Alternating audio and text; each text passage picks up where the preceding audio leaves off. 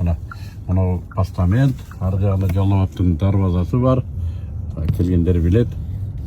Жалал-Абад мына ушул жерден башталат. Ибрагим агам айткандай, Жалал-Абад сенин гүлүң, Жалал-Абад менин гүлүм.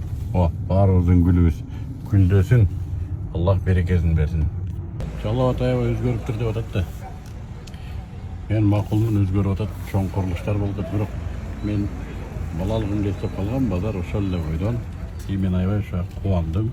Шаар илгер келген сактап калган жерлери болушу да жакшы да. Тарыхый жерлер да болуш керек. 4 айынан баштап Жалал-Абадка, Ошко чындыгында такыр көңүл бурулган эмес да, чындыгында. Башка жактарды билем.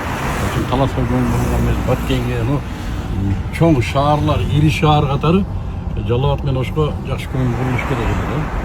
Жалал-Абадтар тарынбай турсун. Жалал-Абадтын өзгөрүп атканы жөнүндө мен өзүнчө бир күн келип, эс алганча, кыдырганча бир өзүнчө материал чыгарып жайып берем буюрса, иншалла.